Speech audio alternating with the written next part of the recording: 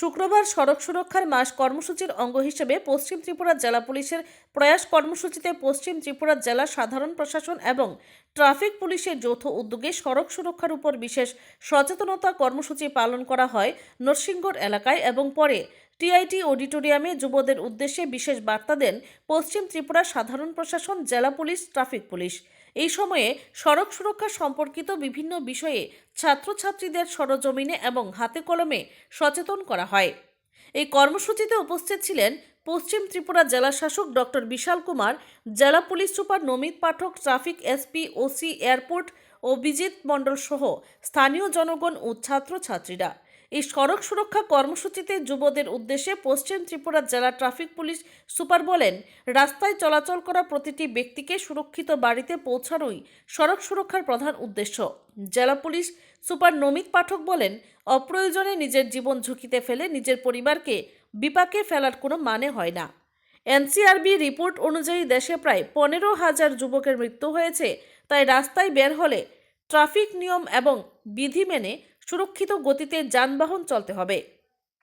এবং পশ্চিম ত্রিপুরা জেলা শাসক ডক্টর বিশাল কুমার বলেন, সড়ক দুর্ঘটনা বা যান দুর্ঘটনার প্রধান কারণ হলো অতিরিক্ত গতি।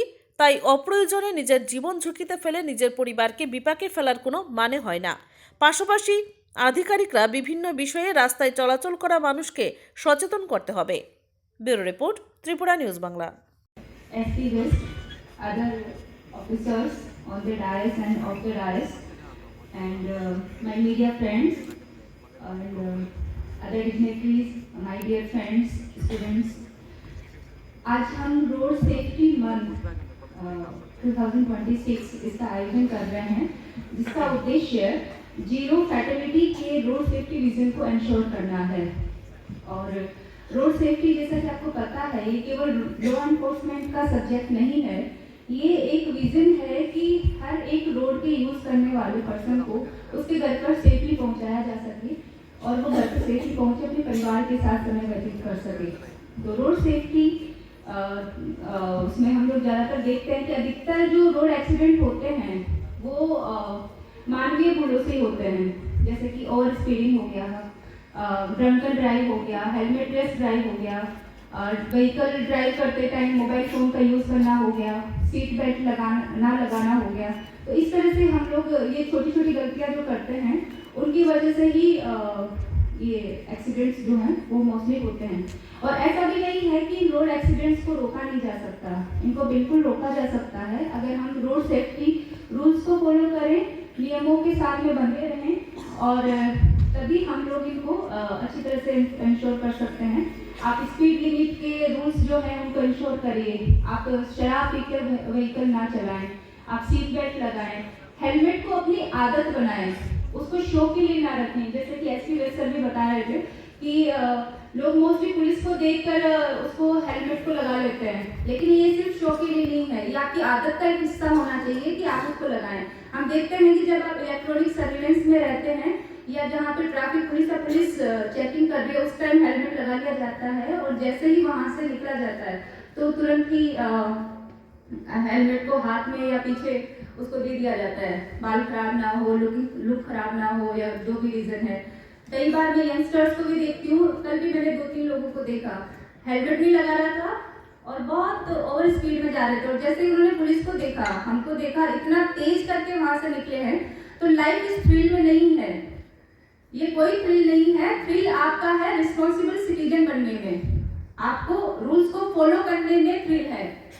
आप ऐसे निकल जाएंगे, पुलिस को चकमा देकर आप खुश हो रहे हो कि हमने तो पुलिस को चकमा दे दिया, आपने खुद को चकमा दिया है, पुलिस को किसी तरह का कोई चकमा नहीं दिया आपने। तो ये मैं बहुत बार नोटिस करती हूँ। सो रोड सेफ्टी जो है वो भी इम्पोर्टेंट सब्जेक्ट है, ये सिर्फ ड्राइवर्स के लिए या फिर पैसेंजर्स की सेफ्टी के लिए नहीं है, बल्कि पेडेस्ट्रियन, साइकिलिस्ट, सीनियर सिटीजन, बच्चों की, सबकी सेफ्टी के लिए है, हर उस पर्सन की सेफ्टी के लिए है जो रोड का यूज करता है। और जो पेडेस्ट्रियन है, जो सीनियर सिटीजन है, वो सबसे ज़्यादा वनरेबल रोड यूजर्स में है, उनकी सबसे ज़्यादा डेथ होती है। और इसका सबसे मेन रीजन है ओवर स्पीडिंग, जो यूं ही ओवर स्पीड करके किसी को भी डैश करके चले जाते हैं और हिट एंड रन करके वहाँ से भाग जाते हैं।